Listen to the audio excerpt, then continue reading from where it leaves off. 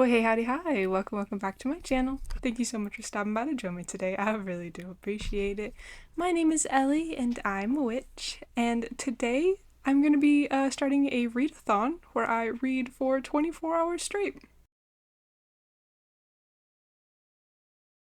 So I tried to do this video once before, not this exact one, but something similar. It ended up not working out, so we are back for try number 2. Last time I had tried to set a timer for 24 hours since it is difficult for me to stay up past a certain point because of the medication that I take. It's a really strong sedative, but that just wasn't fun.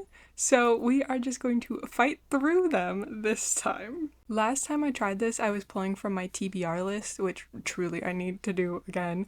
But this time I actually have 4 books picked out, 3 of which are ARCs that I really need to read. And this is just the perfect opportunity to get through them. Now, the 4th book that I have picked out, if I have the time or if I need something else to complete the 24 hours, is a novella, and it's not an ARC. So how I'm going to do this video, I will give you the synopsis of each book along with a page count, and then I will read the book. Might bring you along for a minute or two of that, and then when I am done, I'll give you a brief rundown, give my thoughts, and then journal everything into my reading journal. Everything will be in the chapters as well if you just want to skip around, but let me stop talking and let's just jump right in. So I am starting with the book Remain by Nicholas Sparks and M. Night Shyamalan. The synopsis is, when New York architect Tate Donovan arrives in Cape Cod to design his best friend's summer house, he is hoping to make a fresh start. Recently discharged from an upscale psychiatric facility where he was treated for acute depression, he is still wrestling with the pain of the loss of his beloved sister. Sylvia's deathbed revelation that she can see spirits who are still tethered to the living world, a gift that runs in their family, sits uneasily with Tate, who struggles to believe in more than what reason can explain.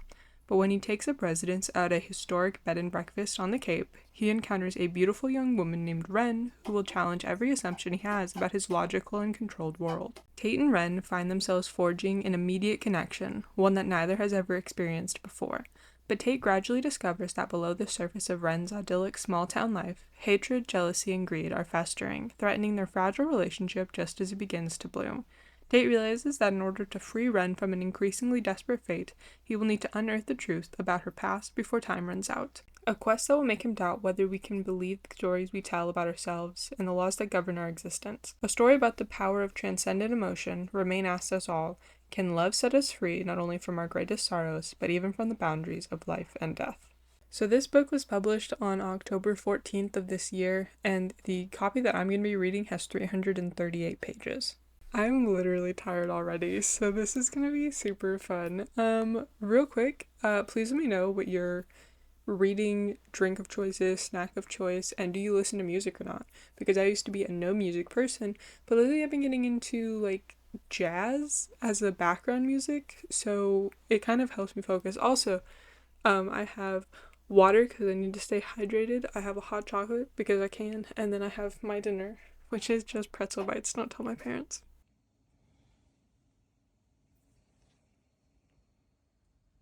Okay, so an update on the first book. I'm still reading. I'm on chapter 27. I think there's 31 chapters and then an epilogue. Um, so I passed out quite literally face first into my iPad. And so I slept for a couple of hours, very much against my will. So I'm a little bit behind and I'm still in the first book and it is 8:23 in the morning. So I'm going on like 12 hours, so really behind. But chapter 27, I don't like this. It is a decent combination between the two authors, like what you would expect a collaboration between the two of them would look like. But I don't think there's any way that this can end other than the main character kills himself. And you know what? I don't hate that, I guess.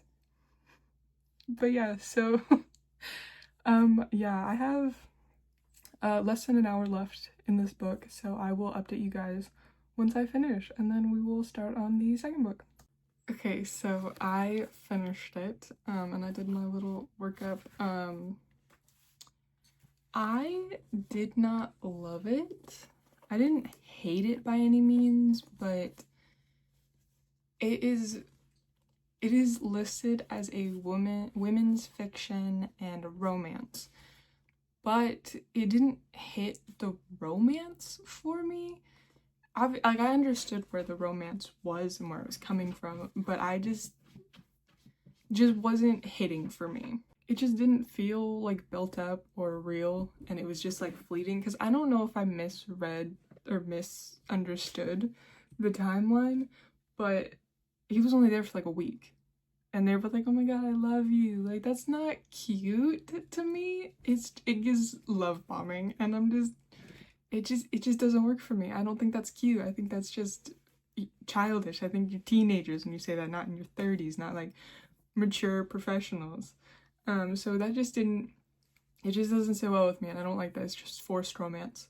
The thriller aspect of it, I think, was a lot better, but it is a fine combination of the author's general like genres, because they're very different. But it was fine as it was. I just didn't love it. The actual villains of the story did throw me off. That was genuinely like, what? But I don't know, I think that they build up the other suspects a little bit too hard for it to just be like somebody completely like random. Overall, I'm not mad that I read it. I just didn't love it, and personally I wouldn't recommend it. I really just thought it was going to lean a lot more on romance, but I'm not mad that it didn't, because I do like thrillers more. And I think that both authors can write. I did find one grammatical error that made me reread the sentence like 3 times to figure out if I was just sleep deprived or if that's actually the sentence. But let's go ahead and jump into book number 2. It's also 9:30 in the morning, so we'll see if I can get through the next 2 books. So the next book that I'm gonna be reading is Dark Sisters by Christy DeMeester, and this doesn't actually come out until December 9th of this year. So the synopsis is, in this fiercely captivating novel, horror meets historical fiction when a curse bridges generations, binding the fate of 3 women. Anne Bolton, a healer facing persecution for witchcraft, bargains with a dark entity for protection, but the fire she unleashes will reverberate for centuries. Mary Shepherd, a picture-perfect wife in a suffocating community, falls for Sharon and begins a forbidden affair that could destroy them both. And Camilla Burson, the rebellious daughter of a preacher, defies conformist expectations to uncover an ancient power as her father's flock spirals into crisis. 3 women, 3 centuries, one legacy of fury, love, and a power that refuses to die. And this book is 304 pages. So, yeah, I will probably give you guys an update midway through, but I'm gonna go make food and then I'm gonna start this book. Okay, so I am 59% of the way, I'm 60% of the way through Dark Sisters, and I think it's okay. I think it's boring. My problem is that it's a lot to get through. I'm really only invested in part of 2 stories, and there's 3 different stories going on at once, so kind of just don't care. But I feel like the author read Wayward and that was like the inspiration, but it's like it's hard to do that and do it well, and I just think that this has been boring and it has taken me so long. It hasn't actually taken me that long, but it feels like it's taken me so long just to get to 60%. But we continue.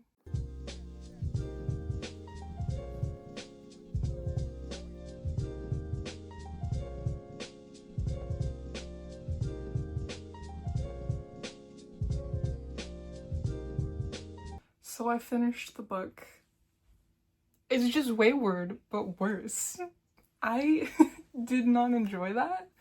The whole thing is that like you're relying on the 2007 storyline really heavily, and I think that's the most boring storyline. I think my favorite was Mary's, but even that kind of just didn't add up to anything.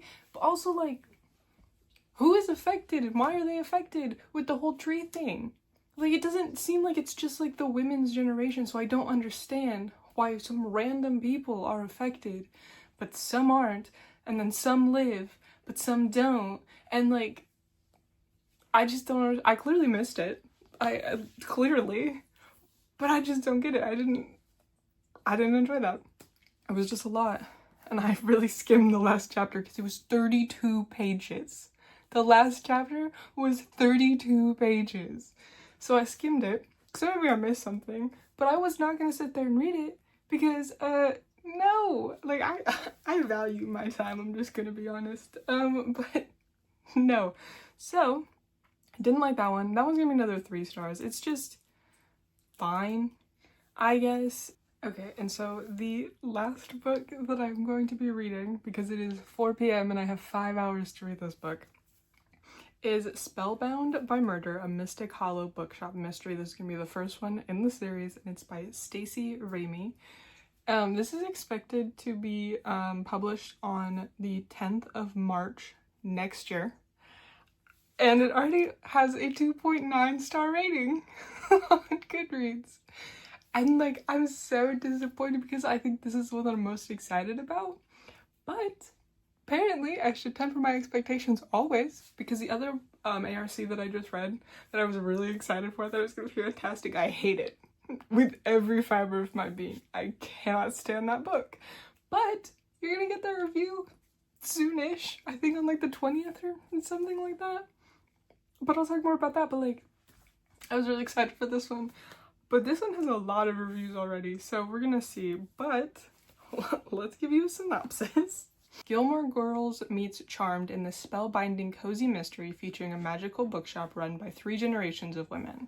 When her grandmother suffers a nasty fall and asks for her help managing the family business, coffee-addicted single mother Veronica Blackthorne moves her 16-year-old rom-com-obsessed daughter to Mystic Hollows, Connecticut. Veronica is ecstatic to return to New England, but when she arrives, she quickly finds out that Mystic Hollow Books, her grandmother's pride and joy, needs more than a little TLC. Hoping to save the bookstore from a big-box rival, Veronica enlists her sometimes mentor and sometimes crush, Adam Whitford, a controversial but popular author, as the keynote speaker to kick off a literary festival that will hopefully bring in a new wave of customers.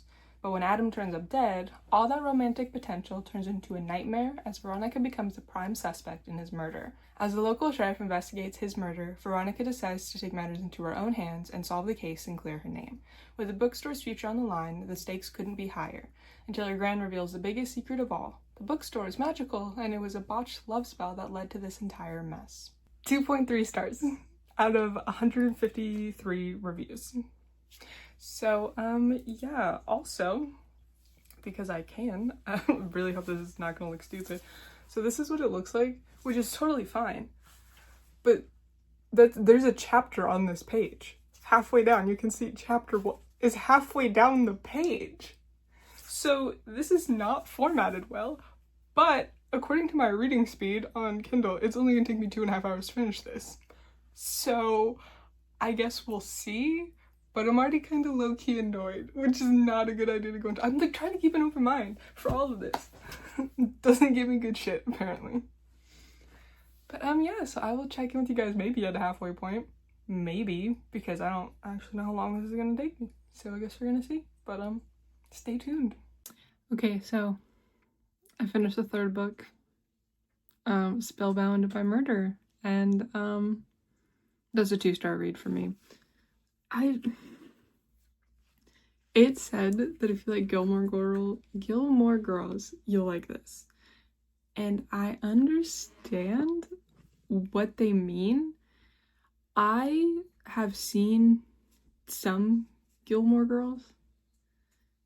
It's not my personal cup of tea, but I think that back and forth dynamic of the everything has to be a bit at all times works for TV. It doesn't work so in a book. Like, why is she doing a bit with the police officer whenever she's literally being accused of murder or being like a suspect in a murder? Like, can we not take one thing seriously? Because this is your whole life and you're sat there trying to do like a bit. Like, that's not funny, that's not cute. It's just annoying. So, didn't love that. And the chapters being 80% dialogue is a choice. And I'm not saying it's a wrong choice necessarily, but like, if you're doing it just to have like that little like back and forth like they do in Gilmore Girls, then you're not giving me anything important or that I give a shit about. So it's fine. I just, but I don't hate dialogue heavy stuff. but I think that it works for different mediums. I am personally working on my second manuscript, and it started out for me as an idea for a TV show, and so I have written 8 drafts of TV show episodes for this, and so when I'm writing the actual manuscript, it's a lot more dialogue heavy, and I'm gonna have to go back and I'm gonna have to add a lot more descriptors, because obviously whenever you write a TV show, you don't put a lot of the descriptors, you just put the dialogue, and that works for a TV show. And when you're mimicking a TV show like Gilmore Girls, you're obviously going to have a lot more dialogue, but that doesn't necessarily work in a book.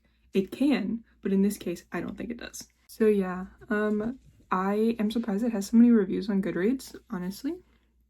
But I can't say they're wrong. I am really curious to see what the publisher does with all of this information, because it doesn't get released until March of next year, so they have a while to make changes. So I am curious to see if they do, or if they just say screw it and leave it as is. So that concludes my 24-hour readathon. I'll probably not do something like this again. I might just do like set aside a Saturday or a Sunday and just like pick out 2 books, maybe 2 books and a novella to do, but it's just so hard to do the 24-hour thing. I'm far too old to be doing that.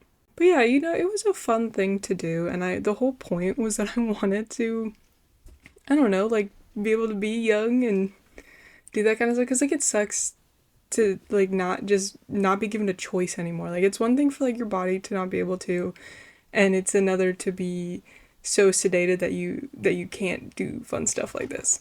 But yeah, overall I think it was good. If anything, it just gave me a reason to do the 3 ARCs that I have been putting off, because I'm so excited to do like my November stuff and my December stuff, and so I just kind of forgot about them, which is not great, because 2 of them are due in December and the other one's due in January. But no, they're done. Now I just have to write the reviews and post the reviews and all that fun stuff. Overall, I think my ranking would actually be in the exact order that I did them. 3 stars for Remain, 3 stars for Dark Sister, and then 2 stars for Spellbound by Murder. I think that if I had to, I think I'd do 3 stars solid for Remain, 2.5 for Dark Sister, just because it was just not great, and like it's not an original idea, and I get that like Wayward is not an original idea either, but it just didn't hit for me. The writing was fine. I really liked the writing for the girls in 1760. I really liked that writing. Other than that, I just didn't care. Like the whole like big person to look out for was Camilla, but I just didn't give a shit about her story. But she's the only one who had anything that I would like consider tension.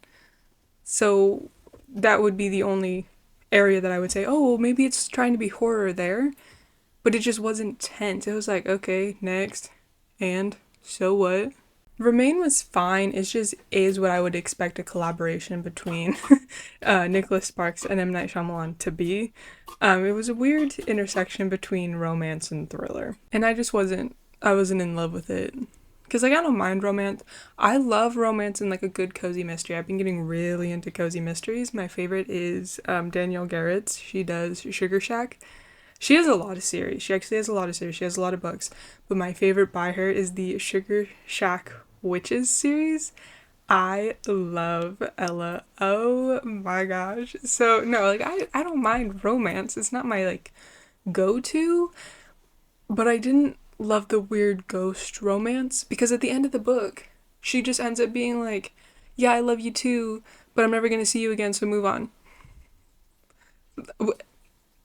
Okay, I didn't understand the point. Like, I really thought he was gonna kill himself and then that was gonna be like, they're together, like it's really sad but they're together, and then she's just like, move on.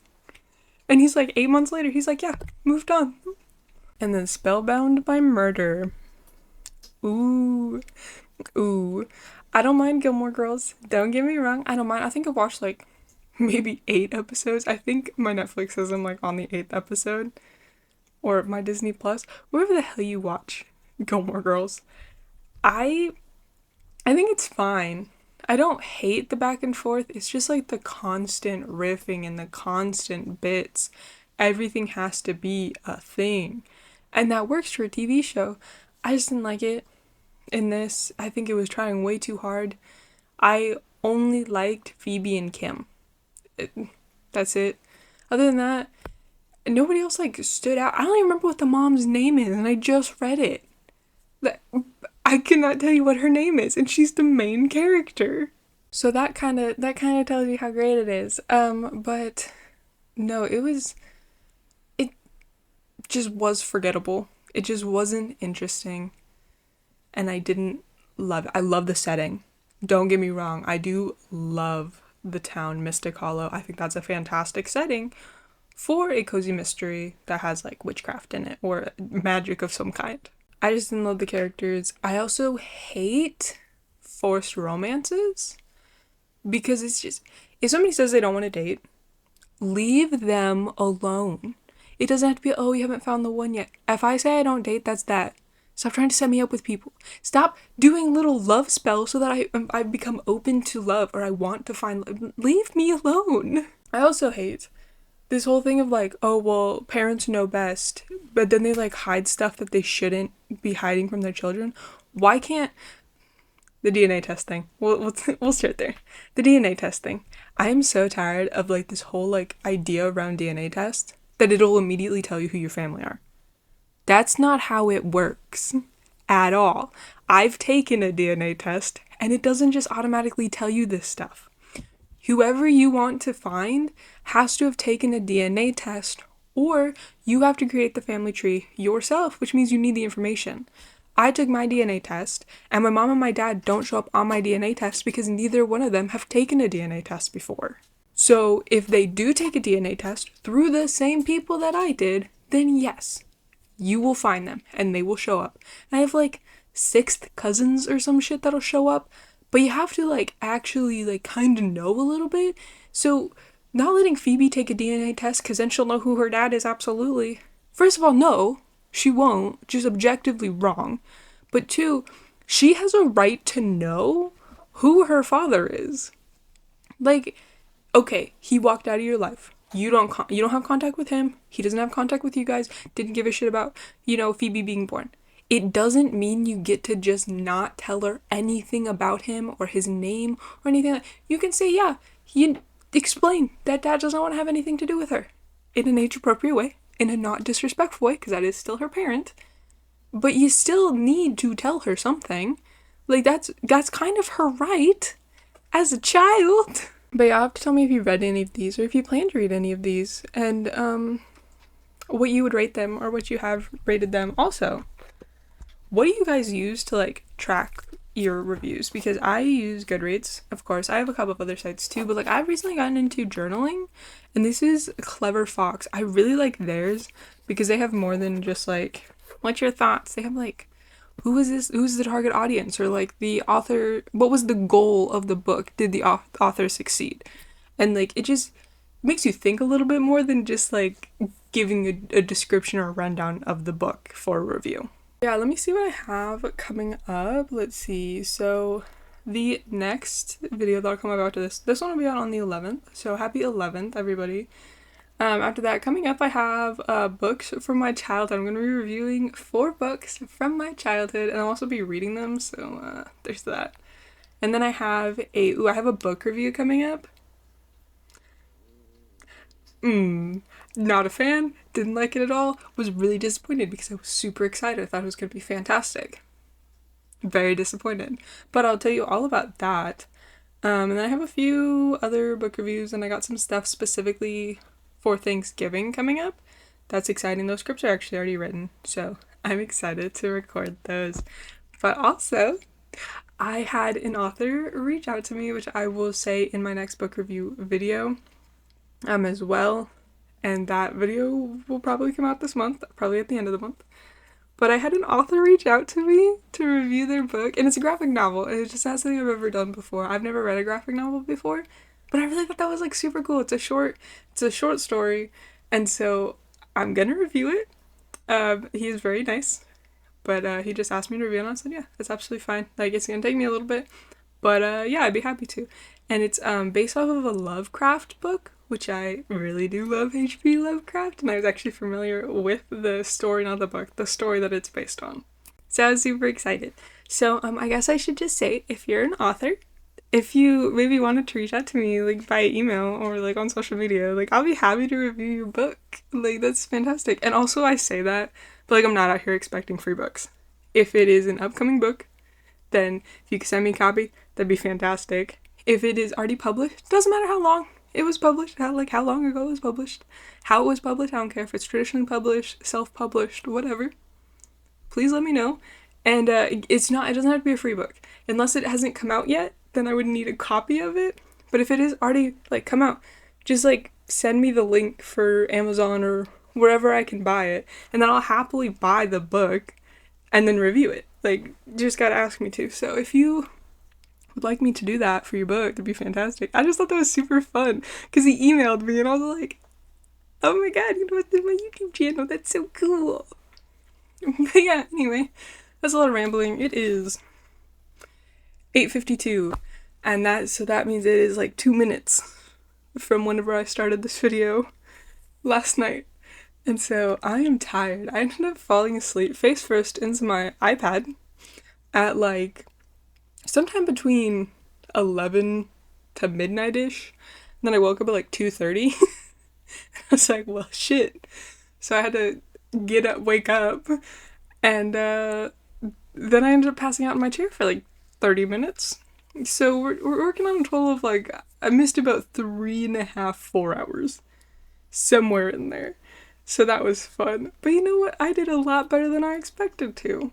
You'll have to let me know if you've ever done a readathon. I feel like those have become a lot more popular recently, which is, like, obviously how I got the idea. But let me know if you have. What books did you read? Did you make it the full 24 hours? And did you do, like, I know a lot of people, like, renting Airbnbs, I guess, for, like, the crew, and then they all go there, and then they do the little readathon, which is kind of cool because it's, like, new environment. Maybe that'll help you read better. I don't know. Just, like, something new. So, like, have you done that? Would you do that? Because I think I would. Maybe. Not like it's, like, a regular thing, but, like, at least one time. That's cool. Yeah, I like that. Just, like, away from everything normal. But I feel like this outro has been longer than the whole video. So, I hope you guys have a great rest of your day, and I will see you next time. Bye.